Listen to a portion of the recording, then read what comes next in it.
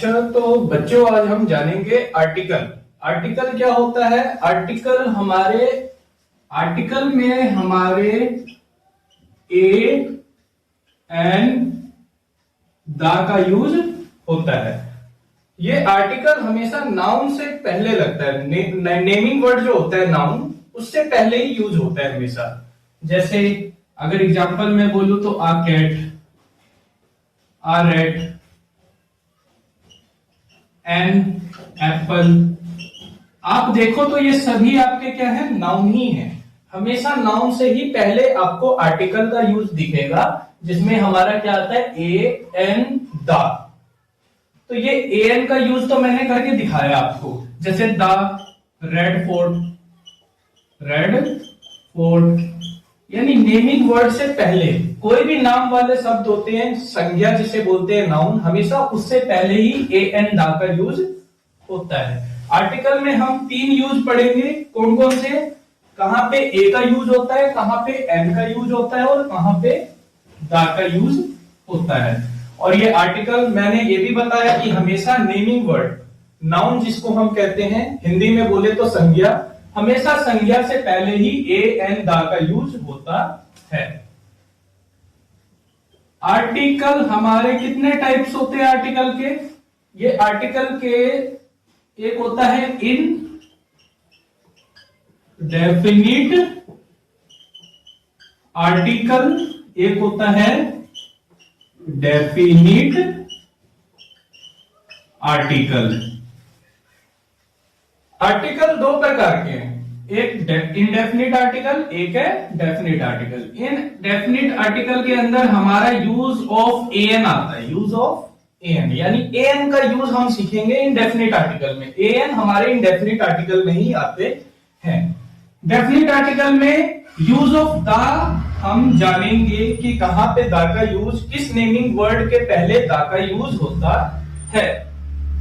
Indefinite article में जानेंगे किस नेमिंग वर्ड से पहले, यानी नाउन से पहले। मैंने बताया ए एन द का यूज हमेशा नाउन से पहले ही होता है, जिसको हम संज्ञा हिंदी में कहते हैं। तो वही जानेंगे ए एन का यूज कहां किया जाता है, किस नाउन से पहले, और द का यूज कौन से नाउन से पहले किया जाता है। तो हम इनके यूजेस को सीखेंगे।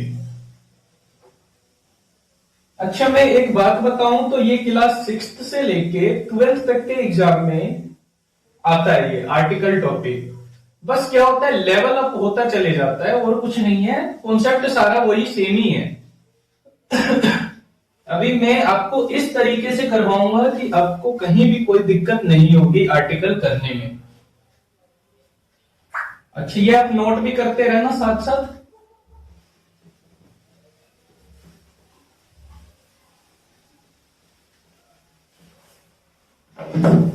अच्छा, अब हम सीखते हैं कि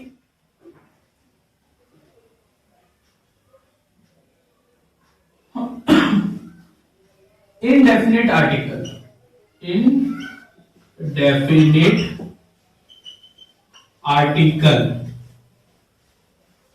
अब हम इनडेफिनिट आर्टिकल में क्या होता है, एन होता है ना, मैंने आपको बताया था अभी। इनडेफिनिट आर्टिकल में ही हमारा एन आता है, यूज ऑफ एन आता है। तो अब हम इसी के यूज को सीखेंगे, यूज ऑफ ए एन। चलो इसको जानते हैं। इसके लिए हमें कुछ नियम याद करने पड़ेंगे। जैसे नियम ये रहेगा हमारा रूल, जिस अंग्रेजी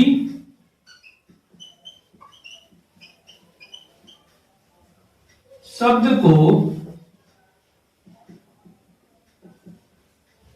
हिंदी में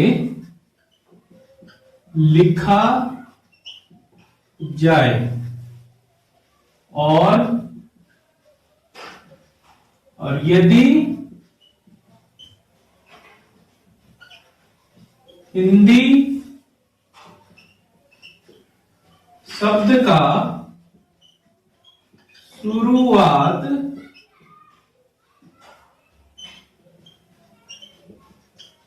हिंदी के स्वर से हो तो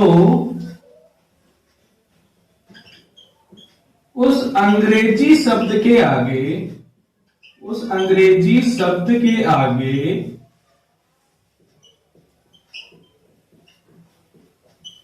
एन का यूज होता। देखो इसको याद करने वाली बात नहीं है, बस इसको समझना है और मैं आपको इस तरीके से समझाऊंगा, आपको याद करने की जरूरत नहीं होगी, ये आपके दिमाग में ही फिक्स हो जाएगा।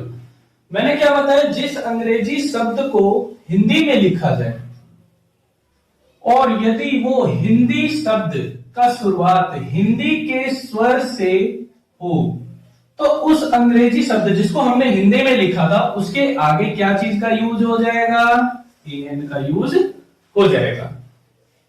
अच्छा, मैं आपको एन का यूज ऐसे क्यों बतला रहा हूं, क्योंकि इस माध्यम से जब भी आप एन का यूज करोगे कभी भी ये फ्यूचर में कभी भी आपसे कहीं कोई दिक्कत नहीं आएगी, एन का यूज करने में कोई भी परेशानी नहीं आएगी। छोटी क्लासेस में क्या बताया जाता है, भैया आप वोवल याद कर लो। छोटी क्लासेस, छोटी क्या सभी स्कूलों में अक्सर यही बताया जाता है, भैया आप वोवल याद कर लो, ए ई आई ओ यू, ये 5 वोवल होते हैं। और जिस भी नेमिंग वर्ड, जो भी नाउन होता है, संज्ञा, ए एन दा का यूज कहां होता है, संज्ञा के पहले होता है, ये तो मैंने स्टार्टिंग में ही बताया।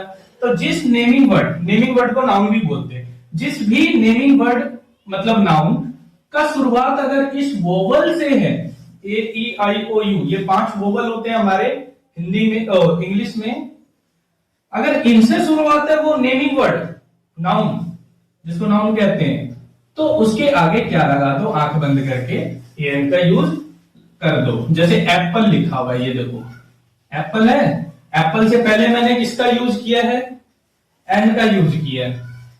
क्यों किया, क्योंकि वोवल, क्या वोवल से हो रहा है शुरुआत इस एप्पल में, एप्पल में क्या वोवल ही से शुरुआत हो रहा है, ये एप्पल वर्ड, हाँ ए से शुरुआत हो रहा है, जो कि हमारे वोवल में ए आता है। तो जिस शब्द की शुरुआत यानी नेमिंग वर्ड, नाउन जिसको कहते हैं नेमिंग वर्ड को, जिस नाउन की शुरुआत ए से हो, मतलब वोवल से हो, वोवल ये 5 होते हैं, किसी भी ए ई आई ओ यू किसी से भी हो, तो आगे क्या लगा देना होता है, एन। ये स्कूलों में अक्सर बताया जाता है बच्चों को। तो ये तरीके से, इस तरीके से अगर हम करने जाएं एन का यूज, तो लगभग 90% तो ठीक जाएगा, 10% उसमें गलत हो जाता है। अब जैसे मैं अगर बोल दूं, अच्छा एक ऐसा ही और बताता हूं, जैसे एग, ई डबल जी, एग, एग किससे स्टार्ट हो रहा है, वोवल से हो रहा है ना स्टार्ट। देखो वोवल में ए ई आई ओ यू, ये 5 वोवल होते हैं, तो ई आता है वोवल में। तो एग जो हमारा नेमिंग वर्ड है नाउन, वो ई से स्टार्ट हो रहा है, मतलब वोवल से हो रहा है। तो वोवल, स्कूल में तो यही बताया जाता है कि वोवल से अगर कोई वर्ड नाउन स्टार्ट हो रहा है, वर्ड बोले तो वर्ड क्या है, नाउन ही तो है, तो क्या करेंगे फिर हम, एन का यूज लगा देना होता है। तो स्कूलों में इस तरीके से बताया जाता है। अच्छा, बात ना फंसती है, अब जैसे ऑनेस्ट हो गया, ऑनेस्ट, अब ऑनेस्ट के आगे आपको पता है, इसको होनेस्ट नहीं पढ़ते हैं, ऑनेस्ट पढ़ते हैं, ऑनेस्ट। तो ऑनेस्ट के आगे एन का यूज होता है, मैं आपको बता रहा हूं। तो एन का यूज हुआ क्यों, अगर स्कूल के नियम से चले तो एच जो है ये तो कॉन्सोनेंट है, वोवल तो है ही नहीं, वोवल में तो कहीं एच आ ही नहीं रहा है।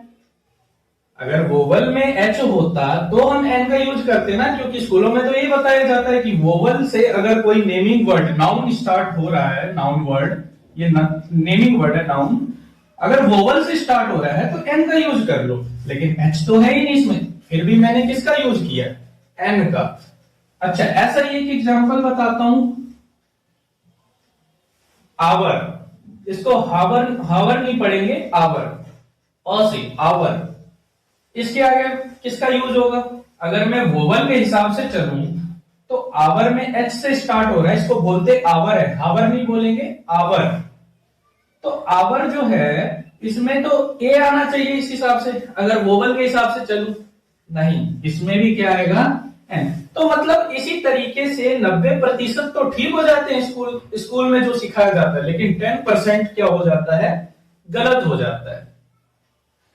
अच्छा, और मैं आपको बताऊं, एमएलए ले लो, एमएलए, एमएलए के आगे क्या चीज का यूज होगा, आप बोलोगे भैया एमएलए में वोवल से तो स्टार्ट हो नहीं रहा ये एमएलए वर्ड, वोवल से तो वोवल में एम कहीं नहीं आता ना, तो ए यूज करेंगे हम, नहीं, इसमें भी किसका यूज होगा, एन का। तो यही कॉन्सेप्ट मुझे आपको सिखाना है कि कहां पे 100% ए लगाया जाए और कहां पे एन का यूज किया जाए, कि एक भी मिस्टेक हमसे ना हो।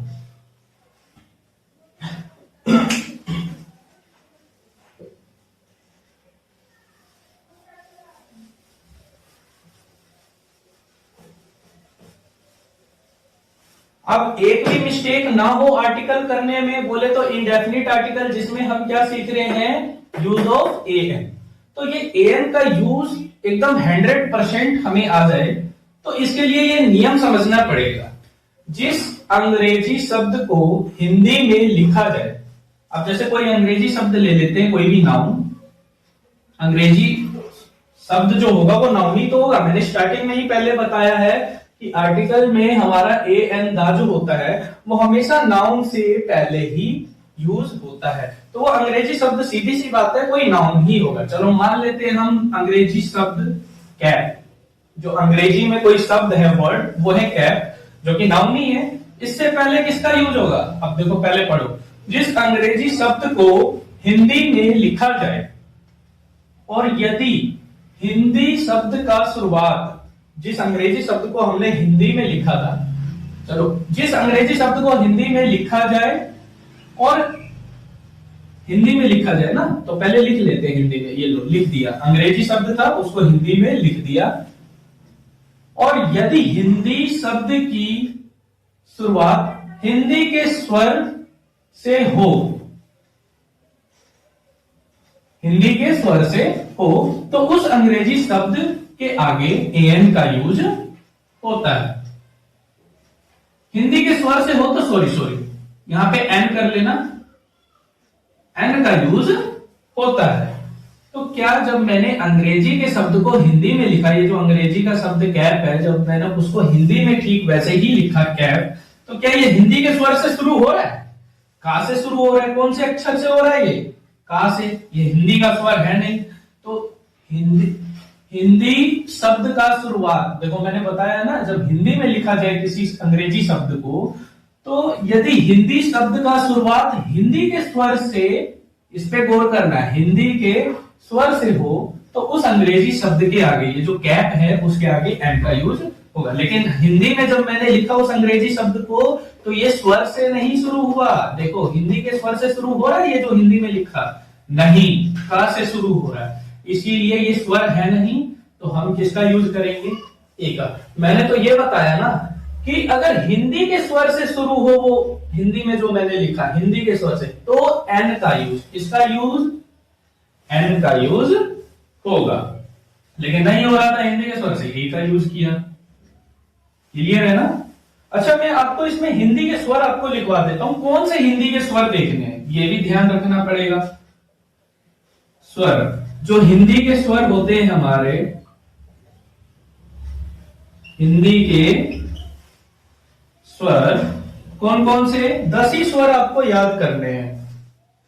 छोटा अ, बड़ा अ, छोटा ई, बड़ा ई, छोटा ऊ, बड़ा ऊ, री से ऋषिणी, ए, आई, ओ, औ। बस आपको ये 10, 2, 2, 4, 2, 6, 2, 8, 2, 10, आपको केवल हिंदी के यही 10 स्वर याद करने हैं। अगर आपने हिंदी के ये 10 स्वर याद कर लिए, तो आपका एन का यूज जो है 100% करेक्ट ही जाएगा, रॉन्ग हो ही नहीं सकता किसी भी हालत में। अब जैसे हम लेते हैं ऑनेस्ट। अच्छा जब मैं आपको अभी जो रफ किया है मैंने, अभी जो ऑनेस्ट के आगे मैंने किसका यूज करवाया था, एन का यूज। जब मैं बता रहा था स्कूल वाले मेथड में ए का यूज होना चाहिए, लेकिन हम ऑनेस्ट के आगे किसका लगाते हैं, एन का यूज, अभी जो मैंने यहां पे रफ किया है। अच्छा तो इसके आगे किसका यूज होगा, इसको हिंदी में लिखो, क्या पढ़ते हैं इसको इंग्लिश में, ऑनेस्ट, एच साइलेंट होता है, ऑनेस्ट। किससे लिखेंगे, ओ से लिखेंगे ना। आपको बस पहला अक्षर देखना है, ओ से लिखेंगे। क्या हिंदी के स्वर में ओ आ रहा है? ये रहा, ओ आ रहा है। तो जब हिंदी के स्वर से शुरू हो कोई भी अंग्रेजी का शब्द, जब हिंदी में लिखा जाए, हिंदी के स्वर से शुरू हो, देखा मैंने हिंदी का स्वर से ही शुरू हो रहा है, तो एन का यूज होता है। तो क्या लगा देंगे? एन लगा देंगे। ये कभी भी गलत नहीं होगा अगर इस प्रकार से करोगे। अच्छा, मैंने आवर भी लिया था ना उस टाइम, अभी जो रफ किया, आवर में भी मैंने किसका यूज किया था? एन का यूज किया था। कैसे किया था? इसको आवर पढ़ते हैं, औ से लिखा जाएगा। किससे लिखा जाएगा? अगर मैं इसको पूरा लिखूं, आवर आवर ऐसे ही लिखेंगे ना, तो ये क्या है? आ से आम आ गया। क्या हिंदी के स्वर में आता है? हाँ भैया आता है। तो क्या लगा देंगे हम इस आवर वर्ड के आगे? एन। इसको हावर मत पढ़ना, आवर, एच साइलेंट है। इसको होनेस्ट नहीं पढ़ना, ओनेस्ट, एच साइलेंट है, ओनेस्ट पढ़ा जाता है। अच्छा,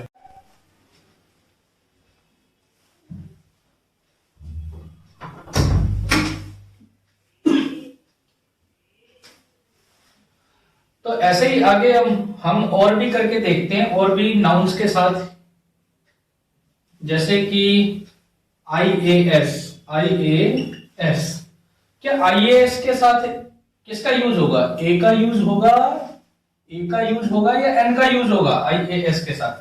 तो आई को हिंदी में लिखो। तो आई जब हमने हिंदी में लिखा अंग्रेजी शब्द को, तो उसका पहला जो अक्षर है वो क्या है? स्वर है ना। देखो स्वर में आता है आ। मैंने हिंदी के स्वर कितने लिखवाए हैं? 10। ये टोटल कितने स्वर हैं? 10 है। केवल इसको याद करने से ही हमें यूज ऑफ एन में कोई भी दिक्कत नहीं होगी। अगर आईएएस को जब मैं हिंदी में लिखता हूं, पहले जो लेटर है वो आई है। आई को जब मैंने हिंदी में लिखा, तो देखो पूरा लिखने की जरूरत नहीं है, केवल आई को लिखा, तो मैंने देखा ये हिंदी के स्वर से आ रहा है, तो इसके आगे क्या लगा दिया मैंने? एन। तो जब किसी अंग्रेजी शब्द को हिंदी में लिखा जाए और उसकी शुरुआत हिंदी के स्वर से हो, इन 10 में से किसी से भी शुरुआत हो, जब हिंदी में लिखा जाए, तो उस वर्ड के आगे एन का यूज होता है। जैसे कार के आगे किसका यूज होगा? तो कार को क से लिखेंगे, क आर, कार, ऐसे होता है ना कार। तो पहला जो अक्षर है इसका वो क्या हिंदी का स्वर है क्या? तो का तो कहीं भी नहीं आता। पहला अक्षर जो है वो का है जब हमने हिंदी में लिखा, तो एन का यूज नहीं होगा। इस कंडीशन में किसका यूज होगा? ए का। जब हिंदी के स्वर से शुरू ना हो वो शब्द जिसको जब अंग्रेजी शब्द को हमने हिंदी में लिखा, तो वो हिंदी के स्वर से शुरू नहीं हो रहा था, इसीलिए हमने क्या लगाया? ए का यूज किया। ऐसे ही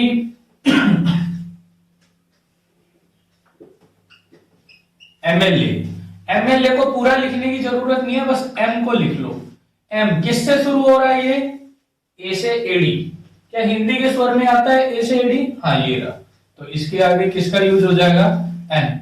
ऐसे ही एमपी। एमपी, एमपी, क्या एमपी जो है इसमें भी एम लिखो केवल। तो एम भी किससे? जैसे अभी एमएलए में एम था, एम एल ए, पूरा लिखने की जरूरत नहीं है, बस मैंने एम लिखा तो ए से शुरू हो रहा था, एम लगा। ऐसे ही एमपी में भी एम है, एम को मैंने हिंदी में लिखा तो ए एम, सॉरी ए और माँ एम हो जाएगा। तो ए क्या हिंदी ए से शुरू हो रहा है ना। फिर अंग्रेजी के शब्द को जब मैंने हिंदी में लिखा, तो हिंदी का जो शब्द है वो किससे शुरू हो रहा है? हिंदी के स्वर से शुरू हो रहा है। देखो ए इसमें होता है ना, तो क्या लग जाएगा? एन।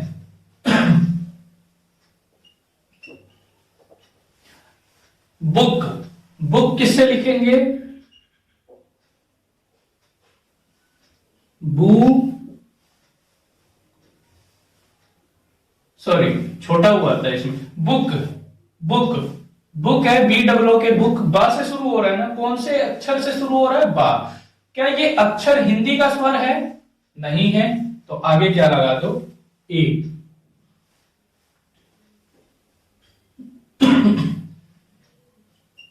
ऐसे ही बॉय ले लो। बॉय किससे स्टार्ट हो रहा है? बो से। Boy, BOY, boy. Boy means लड़का। अगर मैं इसको हिंदी में लिखूं, इस अंग्रेजी शब्द को इसको हिंदी शब्द में लिखूं तो बा से चालू होगा, बॉय, है ना? तो बा से चालू हो रहा है तो बा तो हिंदी के स्वर में आता ही नहीं, तो इसमें भी ए का ही यूज हो जाएगा।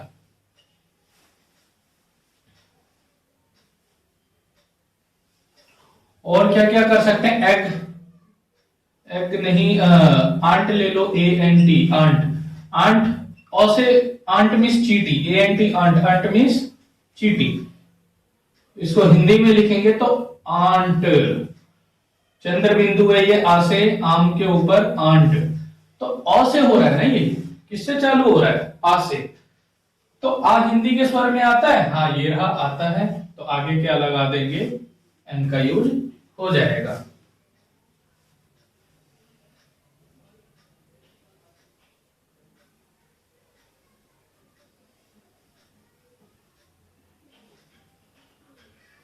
आउल मीन्स उल्लू।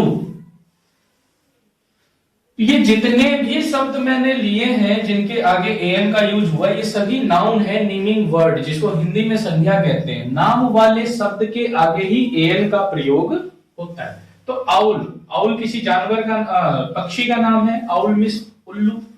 तो अगर मैं आउल को हिंदी में लिखूं, ओ से होगा आउल, तो ओ से स्टार्ट होगा ना, आउल। तो ओ से शुरू होगा आउल, पूरा लिखने की जरूरत नहीं है, OWL, आउल। ओ से होगा आउल। तो क्या चीज का यूज हो जाएगा? आता है हिंदी के स्वर में, हाँ आता है, तो एन का यूज हो जाएगा।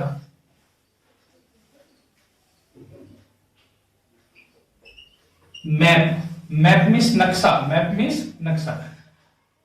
मैप को अगर मैं हिंदी में लिखूं, इस अंग्रेजी शब्द को MAP, मैप जो है, इसको हिंदी में लिखो तो माँ ए प, मैप। माँ से चालू हो रहा है ना, क्या हिंदी के स्वर में है माँ? नहीं है, एम का यूज हो जाएगा। चेयर, चेयर मीन्स कुर्सी, CHAIR, चेयर। अगर मैं हिंदी में लिखूं चेयर को ही तो चेयर, चेयर। किस अक्षर से शुरू हो रहा है? ये चा से शुरू हो रहा है। तो क्या हिंदी के स्वर में आता है ये चा? नहीं आता है, तो आगे आ जाएगा ए। तो हमने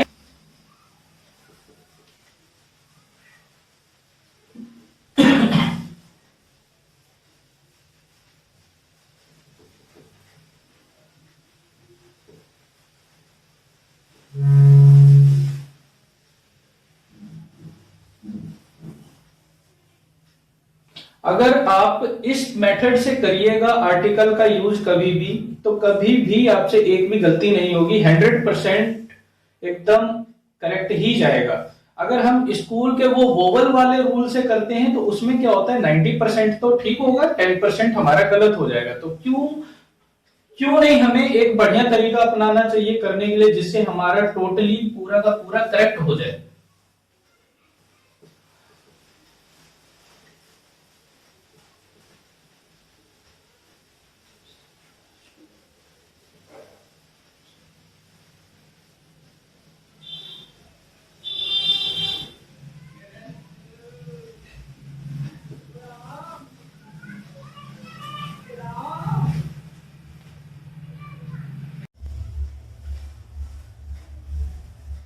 तो अब हम जानेंगे आर्टिकल का दूसरा टाइप्स। आर्टिकल का दूसरा टाइप क्या होता है?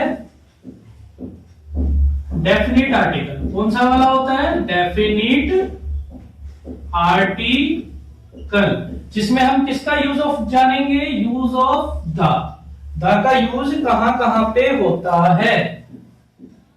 इनडेफिनिट आर्टिकल के अंदर हम जानेंगे यूज ऑफ द। अच्छा, इसके कई सारे रूल होते हैं, यूज करने के लिए द के कई सारे नियम होते हैं। अब हम उन्हीं को जानेंगे। Rule number 1,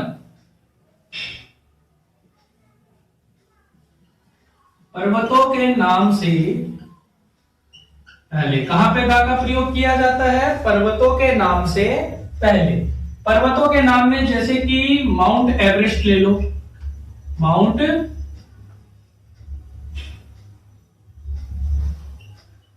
mount Everest. ऐसे ही कंचनजंगा ले लो, कंचनजंगा, कंचनजंगा ये भी एक पर्वत का ही नाम है।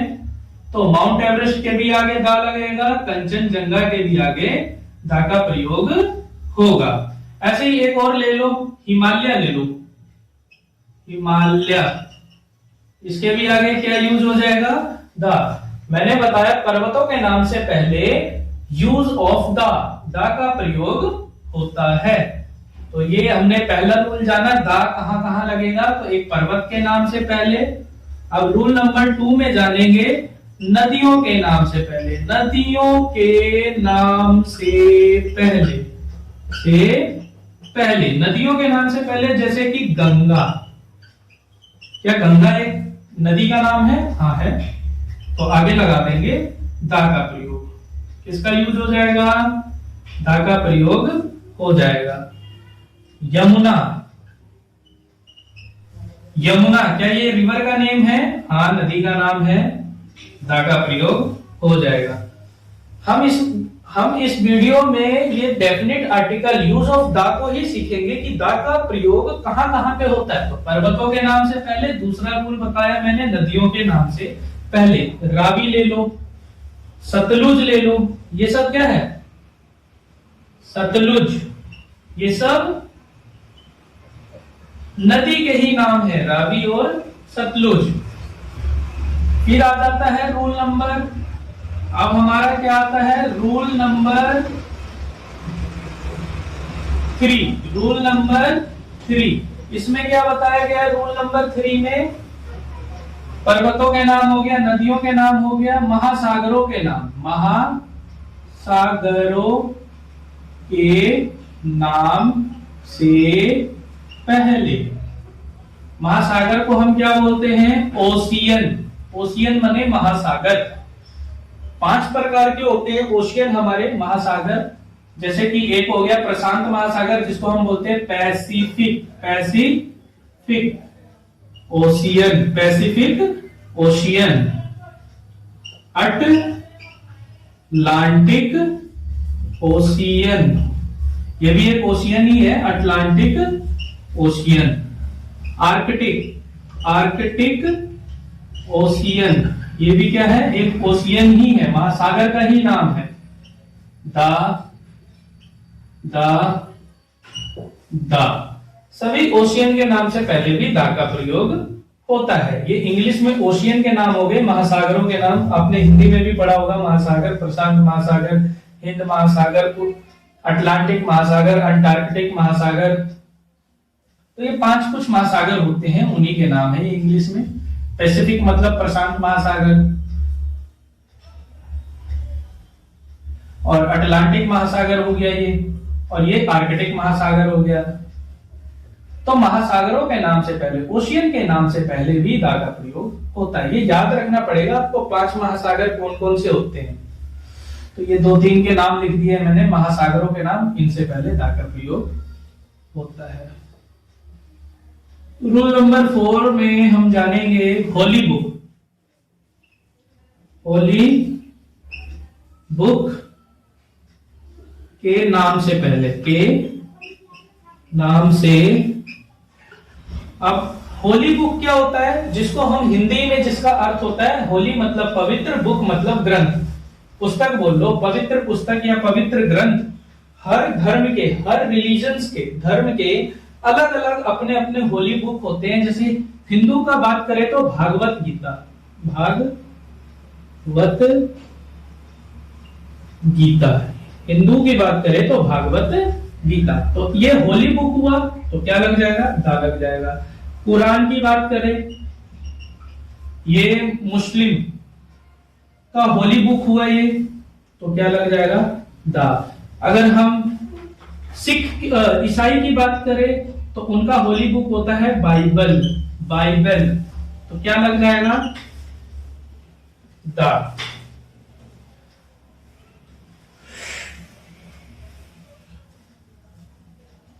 नोट कर लेना इसको साथ साथ। ये इस तरीके से समझाऊंगा कि आपको याद करने की जरूरत नहीं है, बस समझना है देख के। और लिख लोगे तो रिवीजन वगैरह भी कभी लर्न कर लोगे एक बार, तो परफेक्ट हो जाएगा, कभी मिस्टेक नहीं होगी। यूज ऑफ द में आपसे कभी भी मिस्टेक किसी प्रकार की नहीं होगी। अच्छा, अब रूल नंबर 5। रूल नंबर 5 क्या है?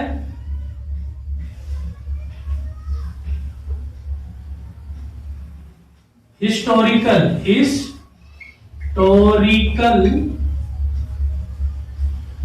बिल्डिंग, हिस्टोरिकल बिल्डिंग जो होती है ना, एंड प्लेस के नाम से पहले।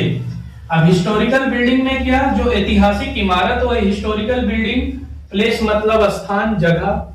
तो हिस्टोरिकल बोले तो ऐतिहासिक क्या, बिल्डिंग, ऐतिहासिक क्या, बिल्डिंग हो या फिर कोई प्लेस हो, स्थान, स्थान बोलते हैं प्लेस को, बिल्डिंग बने इमारत, ये दोनों अगर ऐतिहासिक हो हिस्टोरिकल, तो उनके नाम से पहले भी, लिखा है ना हिस्टोरिकल बिल्डिंग एंड प्लेस के नाम से पहले द का प्रयोग होगा। यूज ऑफ द ही तो सीख रहे हैं, तो द का प्रयोग होगा। जैसे रेड फोर्ट क्या आ जाएगा, ये हिस्टोरिकल बिल्डिंग में आता है। द कुतुब मीनार क्या आ जाएगा, द ताज महल, ताजमहल के भी आगे क्या आ जाएगा, द का प्रयोग हो जाएगा। रूल नंबर 6 में क्या जानेंगे,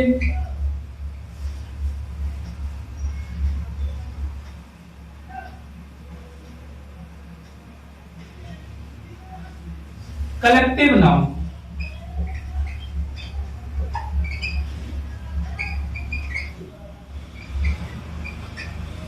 अब कलेक्टिव नाउन क्या होता है? कलेक्टिव नाउन यानी समूहवाचक संज्ञा। ये संज्ञा का एक भेद होता है। नाउन का इंग्लिश में बोले तो टाइप्स होता है, नाउन मतलब संज्ञा, जिसको हिंदी में बोलते हैं। नाउन का ये एक टाइप्स है कलेक्टिव नाउन, नाउन का एक प्रकार है कलेक्टिव नाउन, जिसको बोलते हैं समूहवाचक संज्ञा। जैसे समूहवाचक संज्ञा में क्या क्या आता है, आर्मी आ जाता है, पुलिस आ जाता है, क्या आ जाता है, पुलिस। तो जो समूहवाचक संज्ञा होते हैं वो ये सब होते हैं जिनके अंदर, जिसमें एक दो व्यक्ति नहीं होते हैं, बहुत सारे पद अधिकारी होते हैं। जैसे आर्मी, आर्मी की बात करें तो आर्मी में कर्नल भी होता है, जनरल भी होता है, सॉरी जनरल, कर्नल, जर्नल हो गया, लेफ्टिनेंट हो गया, कांस्टेबल हो गया। तो बहुत सारे ऐसे पद आते हैं आर्मी के अंदर जो सभी मिल करके आर्मी बनाते हैं। तो ये एक कलेक्टिव नाउन है। समूहवाचक संज्ञा, संज्ञा का कौन सा भेद, समूह। क्यों? क्योंकि इसमें बहुत सारे लोग होते हैं आर्मी के अंदर। पुलिस, पुलिस भी एक समूहवाचक संज्ञा है, कलेक्टिव नाउन, क्योंकि इसमें इंस्पेक्टर होता है, सब इंस्पेक्टर होता है, आईपीएस होता है, डीआईजी होता है, एसीपी होता है, डीसीपी होता है। बहुत सारे ऐसे इसमें पोस्ट आ जाते हैं जो सभी मिलके एक कलेक्टिव नाउन को कंस्टिट्यूट करते हैं, जिसका नाम है पुलिस। ये कलेक्टिव नाउन है पुलिस, जिसमें बहुत सारे लोग होते हैं, इसीलिए इसको हम कलेक्टिव नाउन कहते हैं। एसीपी, डीसीपी, डीआईजी, बहुत सारे कलेक्टिव नाउन। तो दा का यूज लगेगा इसमें भी। रूल नंबर 7 में आते हैं। रूल नंबर 7, जो हमारा रूल नंबर 7 होता है वो क्या होगा,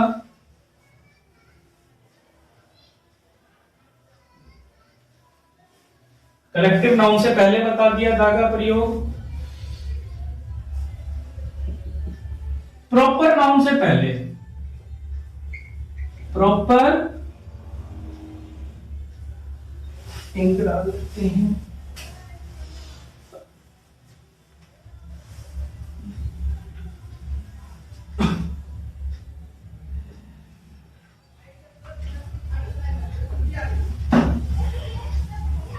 प्रॉपर नाउन से पहले, प्रॉपर नाउन से पहले। प्रॉपर नाउन क्या होता है? जिसको हम बोलते हैं व्यक्तिवाचक संज्ञा। जैसे कलेक्टिव नाउन था ना नाउन का टाइप्स, ऐसे ही प्रॉपर नाउन भी नाउन का ही टाइप्स होता है। बोले तो संज्ञा का प्रकार भेद होता है। व्यक्तिवाचक संज्ञा, जब हम किसी भी व्यक्तिगत रूप से बात करें, किसी भी व्यक्ति के बारे में, वस्तु के बारे में, स्थान के बारे में, तो इसे हम बोलेंगे व्यक्तिवाचक संज्ञा। जैसे द कैट इज नॉटी, जो बिल्ली है वो शरारती है। तो बिल्ली क्या है? ये प्रॉपर नाउन है ना आपका, क्योंकि हमने यहां विशेष रूप से नाम लिया है। देखो बिल्ली, विशेष रूप से हम किसका नाम लिए इस सेंटेंस में? बिल्ली, कैट, ना कि एनिमल बोले। अगर एनिमल बोल देता तो उसमें बहुत सारे हमारे एनिमल्स आ जाते हैं, cat, rat, dog, horse, camel, बहुत सारे एनिमल आ जाते हैं। तो इसीलिए एनिमल फिर प्रॉपर नाउन ना रह के क्या हो जाता वो एनिमल वर्ड। अगर मैं कैट की जगह एनिमल डाल देता तो वो हो जाता कॉमन नाउन, जातिवाचक संज्ञा। तो हमने जाना कि प्रॉपर नाउन जिसको व्यक्तिवाचक संज्ञा बोलते हैं, प्रॉपर नाउन, उसी से पहले दा का प्रयोग होता है। तो ये हमारा प्रॉपर नाउन है, व्यक्तिवाचक संज्ञा। व्यक्तिवाचक संज्ञा क्या होता है? अगर मैं इसकी परिभाषा बता दूं तो उसको कहते हैं जो जब हम किसी भी व्यक्ति, वस्तु, स्थान का व्यक्तिगत रूप से उसको नाम से बोलते हैं हम। जैसे कैट, व्यक्तिगत रूप से ही तो बोला, नाम ही तो लिया मैंने उस एनिमल का। अगर मैं एनिमल बोल दूं तो एनिमल में बहुत सारे एनिमल हो जाएंगे। तो कैट ये प्रॉपर में आ जाएगा, फिर कॉमन नाउन नहीं रहेगा, फिर ये प्रॉपर नाउन बन जाएगा। तो कैट इज नोटी। तो ये फर्क होता है, प्रॉपर नाउन क्या होता है और कॉमन नाउन क्या होता है। तो प्रॉपर नाउन यानी व्यक्तिवाचक संज्ञा, जहां हम व्यक्तिगत रूप से किसी का नाम लेते हैं। पूरी जाति का बोध नहीं कराता है, जो कि व्यक्तिगत रूप से किसी नाम जब हम लेते हैं किसी भी व्यक्ति, वस्तु, स्थान का व्यक्तिगत रूप से, तो उसे ही हम कहते हैं व्यक्तिवाचक संज्ञा, जिसको हम इंग्लिश में प्रॉपर नाउन कहते हैं, जो कि पूरी जाति का बोध नहीं कराता है। अगर मैं कैट बोलूं तो क्या ये पूरी जाति का बोध करा रहा है? नहीं करा रहा है। अगर मैं यहाँ एनिमल लिख देता तो एनिमल में कई प्रकार के जानवर होते हैं, तो ये जातिवाचक संज्ञा बन जाता है एनिमल अगर यहां लिख देता तो। अच्छा,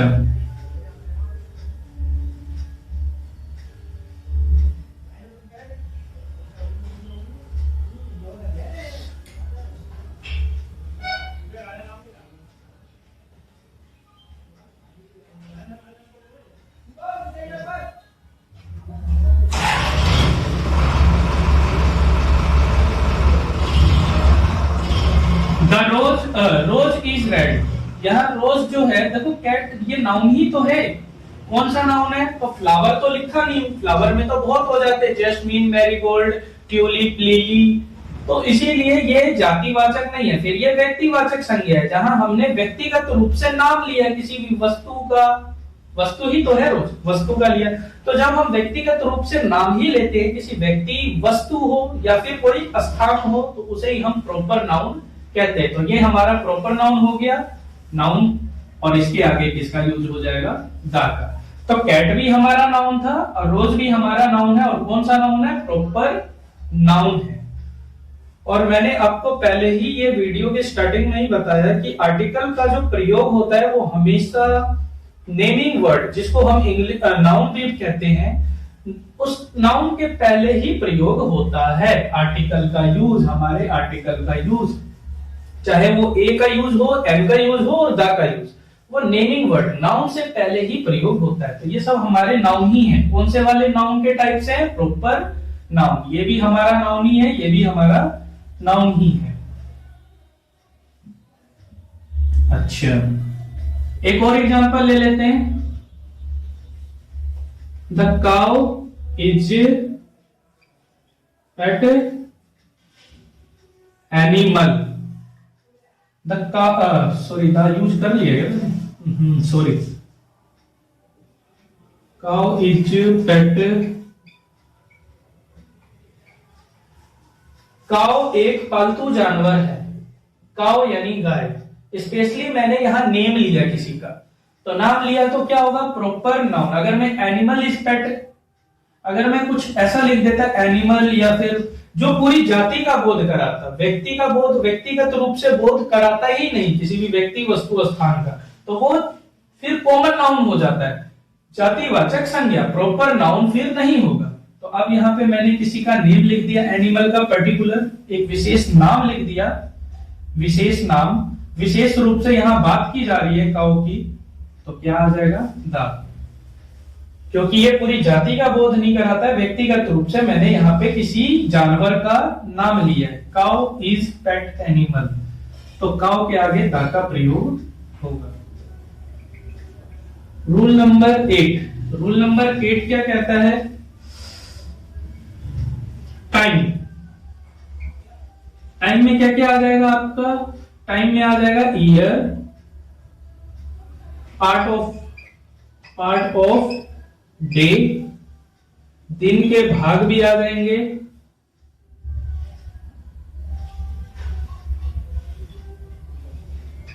राइट डायरेक्शन भी आ जाएगा।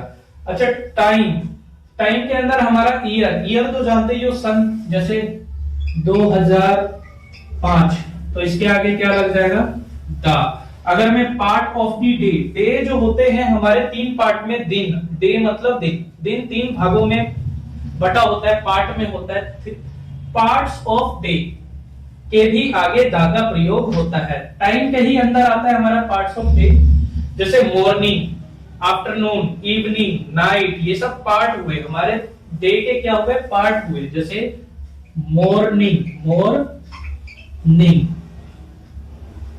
तो यहां भी द का प्रयोग होगा, EVENING, तो यहां भी क्या आ जाएगा, द। अगर मैं नाइट बोलूं तो ये सब क्या है, ये तीनों जो है मॉर्निंग, इवनिंग, नाइट, ये तीनों ही हमारे क्या है, parts of the day, parts of the day. Direction की बात करें तो ये भी हमारे टाइम के ही अंदर आता है, इसलिए ब्रैकेट में इन तीनों चीजों को लिखा है जो कि टाइम के ही अंदर आते हैं। डायरेक्शन यानी हमने जाना ईयर को तोता का प्रयोग होगा, पार्ट्स ऑफ डे यानी मॉर्निंग, इवनिंग, नाइट, आफ्टरनून, ये लिखा हो तोता का प्रयोग होगा। डायरेक्शन लिखा हो east, west, north, south, EAST, east, तो उसके भी आगे द का प्रयोग होगा, इसके भी आगे द का प्रयोग होगा।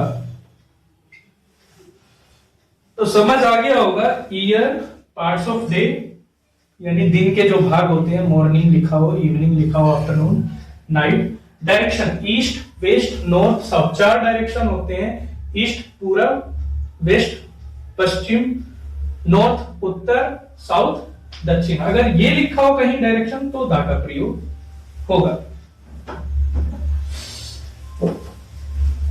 नोट कर लेना इसको।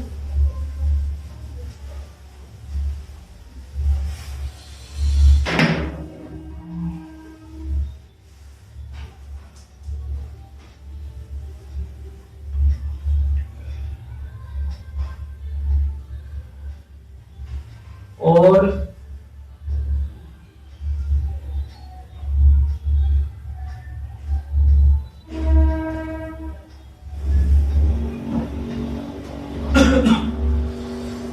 जो हमारा और जो आपका आएगा रूल नंबर 9 में जो आपका आता है वो आता है पोस्ट और पॉलिटिकल पार्टीज के नाम से पहले। पोस्ट में क्या क्या हो सकता है, MP, मेंबर ऑफ पार्लियामेंट यानी संसद के सदस्य, मेंबर ऑफ पार्लियामेंट, MLA, ये भी पोस्ट में, पोस्ट यानी पद होता है, पोस्ट का मतलब होता है पद, याद रखना, पोस्ट का मतलब पद। पॉलिटिकल पार्टी यानी दल, जो दल होते हैं राजनीतिक, जो राजनीतिक दल होते हैं, राजनीतिक दल। तो पोस्ट और पॉलिटिकल पार्टी के नाम से पहले, नाम से पोस्ट यानी पद, जैसे पोस्ट के अंदर आ जाएगा एमपी, मेंबर ऑफ पार्लियामेंट यानी संसद के सदस्य। एमएलए में क्या आ जाएगा, मेंबर ऑफ लेजिस्लेटिव असेंबली, यानी मेंबर ऑफ लेजिस्लेटिव असेंबली यानी निर्वाचन क्षेत्र के सदस्य, निर्वाचन क्षेत्र के सदस्य।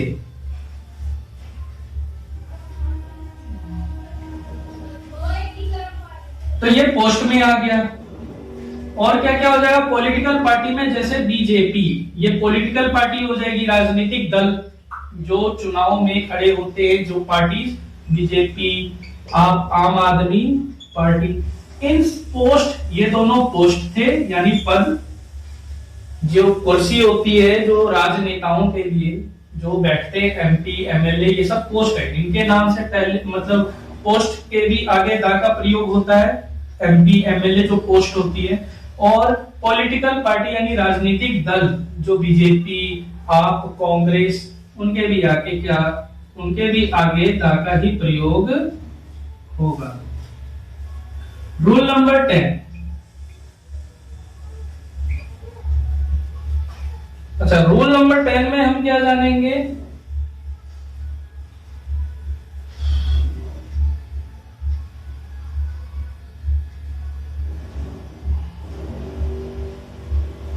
ओशियन हो गया, रिवर हो गया, माउंटेन हो गया, होली बुक हो गया, हिस्टोरिकल प्लेस हो गया। Superlative degree,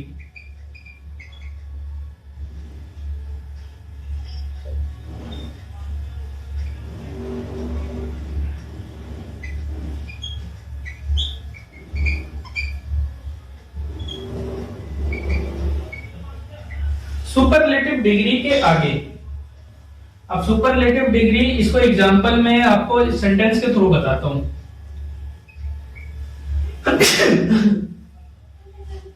I am dash डाल दिया यहां, अब बेस्ट। अच्छा, ये बेस्ट आपका सुपरलेटिव डिग्री है, सुपरलेटिव डिग्री के आगे, तो सुपरलेटिव डिग्री इसमें आपका बेस्ट है।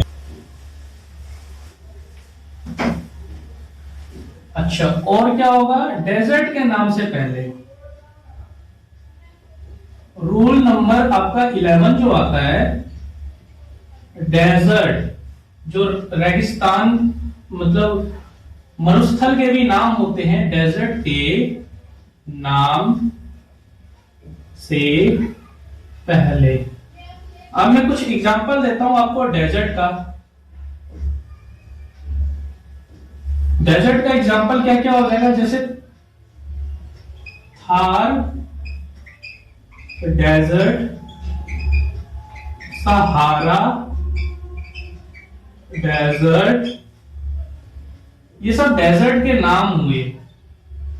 Desert, Thar desert, Sahara desert यानी मरुस्थल के भी नाम होते हैं। तो डेजर्ट, जैसे थार डेजर्ट, डेजर्ट का नाम हुआ ये मरुस्थल का, थार डेजर्ट, सहारा डेजर्ट, तो डेजर्ट के नाम से पहले भी दा का प्रयोग होता है आपका। आप समझेंगे हम सुपरलेटिव डिग्री क्या होता है।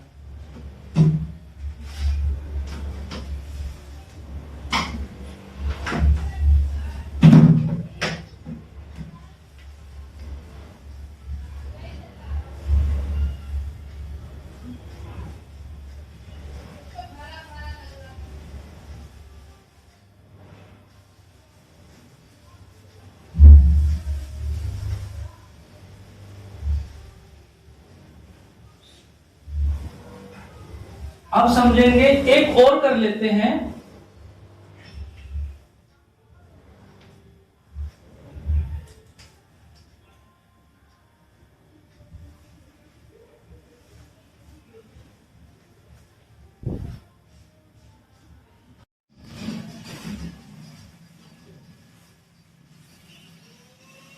एक और रूल आ जाता है हमारा, rule number 12।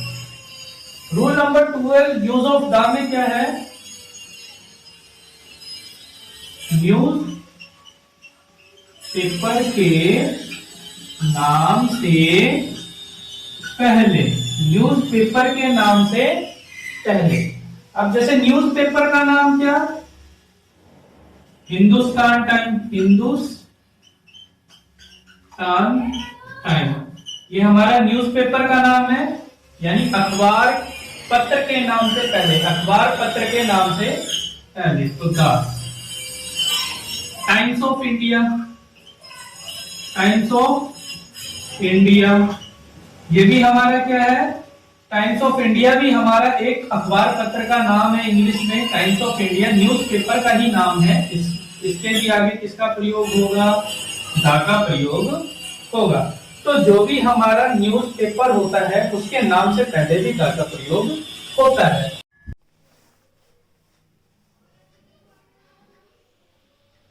Use of the का जो 12th रूल कहता है, नेचुरल थिंग से पहले, नेचुरल थिंग से पहले किसका यूज होगा, दा का प्रयोग होगा। नेचुरल थिंग क्या, जिसको इंसान ने नहीं बनाया है, जो प्राकृतिक रूप से हमें देखने को मिलती है। जैसे नेचुरल थिंग हो गया सन, नेचुरल थिंग में आएगा मून, नेचुरल थिंग में आ जाएगा अर्थ, स्टार भी आ जाएगा। और देख सकते हैं आप, ये सभी नेचुरल थिंग है और इनके आगे किसका यूज हो रहा है, दा का प्रयोग हो रहा है। नेचुरल थिंग से पहले हमेशा दा का प्रयोग होता है।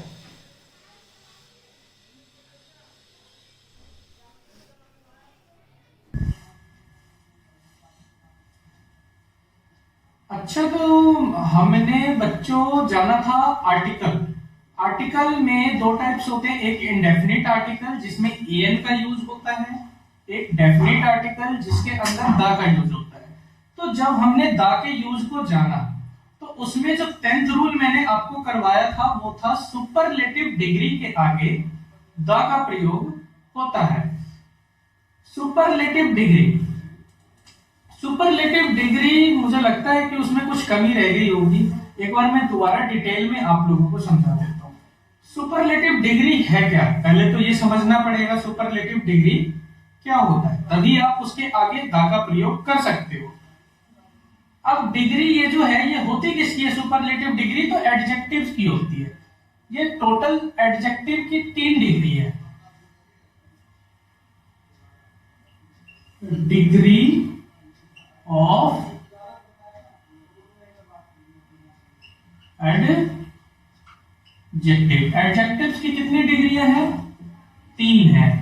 एक है पॉजिटिव डिग्री, एक है कंपैरेटिव,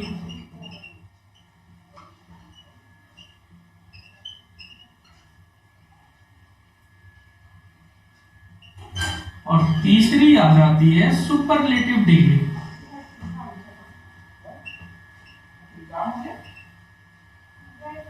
सुपरलेटिव डिग्री, ये जो सुपरलेटिव डिग्री है हमें केवल यही समझना है, ये डिग्री होती किसकी है, एडजेक्टिव की होती है। किसकी डिग्रियां होती है, एडजेक्टिव। एडजेक्टिव क्या होता है, तो जो शब्द संज्ञा और सर्वनाम की, यानी नाउन और प्रोनाउन की विशेषता, बोले तो क्वालिटी को बतलाए, उसी शब्द को हम एडजेक्टिव कहते हैं, हिंदी में विशेषण बोलते हैं। यानी the word that tells us quality of noun and pronoun is called adjective. जो शब्द संज्ञा सर्वनाम की विशेषता को बताए उसे हम विशेषण कहते हैं। तो ये एडजेक्टिव्स की डिग्री है, 3 डिग्री होती है, positive degree, comparative degree, superlative degree. हमें स्पेशली क्या जानना है, सुपरलेटिव डिग्री क्या होता है, क्योंकि सुपरलेटिव डिग्री के आगे ही दा का प्रयोग होता है। मैंने आपको 10वें रूल में जब मैं दा का यूज करवाया था तो उसमें 10वें रूल में मैंने इसका डिस्कस किया है कि सुपरलेटिव डिग्री के आगे दा का प्रयोग होता है। अच्छा, ये सुपरलेटिव डिग्री है क्या, जब हम बहुत सारे लोगों में, यानी 3, जब कोई वस्तु हो या फिर कोई जंतु हो, जानवर हो, या फिर कोई पर्सन हो, कोई वस्तु हो या फिर कोई जंतु हो, जानवर हो, या फिर कोई पर्सन हो, जब तीन हो या तीन से अधिक हो, क्या बताया मैंने, कोई थिंग, कोई पर्सन यानी व्यक्ति, थिंग माने कोई वस्तु, जब ये तीन हो, या फिर कोई एनिमल यानी थिंग, पर्सन, एनिमल, जब तीन हो या तीन से ज्यादा हो तो उनके बीच तुलना करने के लिए ही हम सुपरलेटिव डिग्री का प्रयोग करते हैं। वो वस्तु भी हो सकता है, कोई व्यक्ति भी हो सकता है, या फिर जानवर भी हो सकता है, एनीथिंग एल्स, कुछ भी हो, जब तीन हो या तीन से ज्यादा हो और उनमें जब हमें क्या करना हो, कंपैरिजन करना हो, तुलना करना हो, तो वहां पे हम सुपरलेटिव डिग्री का ही प्रयोग करते हैं। इसके अंदर क्या क्या आता है सुपरलेटिव डिग्री के अंदर, जैसे ऐसे ऐसे वर्ड आ जाते हैं, कोल्डेस्ट, रिचेस्ट, क्लेवरेस्ट, क्लेवरेस्ट के बाद आ जाएगा आपका क्लेवरेस्ट के बाद आ जाएगा बिगेस्ट, टॉलेस्ट, शॉर्टेस्ट। ऐसे वर्ड जो होते हैं, कोल्डेस्ट का मतलब क्या हुआ, ये सुपरलेटिव डिग्री में आते हैं ये सारे वर्ड। सुपरलेटिव डिग्री, ये डिग्री है किसकी, सुपरलेटिव डिग्री, एडजेक्टिव की। हम किसकी डिग्री में जान रहे हैं, एडजेक्टिव की जो डिग्री होती है वो 3 डिग्री होती है, positive, comparative, superlative. Superlative degree में ये कुछ वर्ड आते हैं, coldest, richest, cleverest, biggest, tallest, shortest. Coldest का मतलब होता है सबसे ठंडा, रिचेस्ट का मतलब सबसे अमीर, क्लेवरेस्ट का मतलब होता है सबसे चालाक, बिगेस्ट का मतलब सबसे बड़ा, टॉलेस्ट का मतलब सबसे लंबा, शॉर्टेस्ट का मतलब सबसे छोटा। अच्छा, जब हम सब में कंपेयर करने लग जाए, जैसे I am biggest, I am the biggest, biggest के आगे मैंने क्या बोला, द, यहां साइड में मैं, अच्छा इससे मैं एक सेंटेंस बना के दिखाता हूं।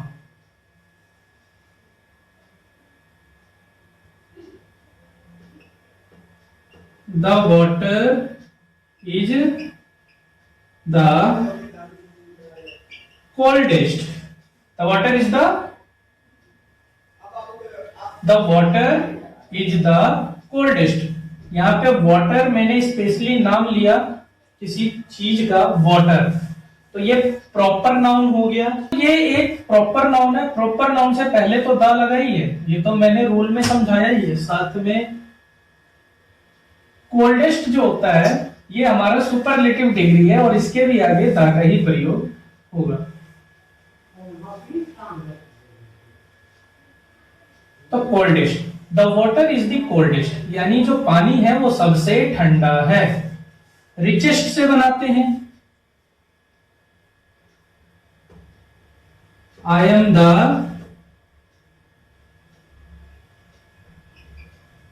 रिचेस्ट। अच्छा, यहाँ पे रिचेस्ट के आगे द का प्रयोग क्यों किया, क्योंकि रिचेस्ट हमारे किसके अंदर आता है, सुपरलेटिव डिग्री के ही अंदर दिख रहा होगा, रिचेस्ट आता है। तो आई एम द रिचेस्ट यानी मैं सबसे अमीर हूं, सबसे यानी सब में बात कर रहा हूं और सबसे अमीर हूं। तो रिचेस्ट का मतलब सबसे, कोल्डेस्ट सबसे अमीर, रिचेस्ट का मतलब कोल्डेस्ट। ऐसे ही इस वाले सेंटेंस में कोल्डेस्ट का मतलब था सबसे ठंडा। जब हम सब में तुलना करने लग जाए, यानी 3 या 3 से अधिक, बोले तो सब में, चाहे कोई भी वस्तु हो या व्यक्ति हो या कोई भी चीज, एनीथिंग एल्स, जब हम इन सब में तुलना करने लगते हैं, या 3 से ज्यादा, बोले तो सब में तुलना जब होता है, तो वहां पे ही हम सुपरलेटिव डिग्री का प्रयोग सेंटेंस के अंदर करते हैं। तो यहाँ पे मैं सभी सुपरलेटिव डिग्री से एक एक एग्जांपल में दे रहा हूं सेंटेंस, और आप देख रहे होंगे कि सुपरलेटिव डिग्री से आगे किसका यूज हो रहा है, द का यूज हो रहा है। तो यही मैंने डेफिनिट आर्टिकल जब बताया था, use of the definite article के अंदर, तो उसके 10वें रूल में यही समझाया है कि सुपरलेटिव डिग्री जहां भी होता है उसके आगे द का प्रयोग होगा। ऐसे ही और भी सेंटेंस बन जाएंगे, देखो, I am the cleverest, you are the biggest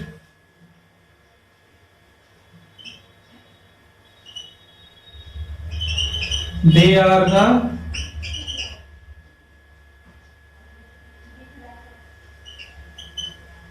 tallest, you are the shortest। अब इसमें सभी में आपको क्या दिख रहा है, सुपरलेटिव डिग्री। सभी सेंटेंस में सुपरलेटिव डिग्री, ये जो वर्ड लिखे हैं सुपरलेटिव डिग्री के, बहुत से वर्ड होते हैं, यहाँ पे मैंने कुछ ही वर्ड लिखे हैं।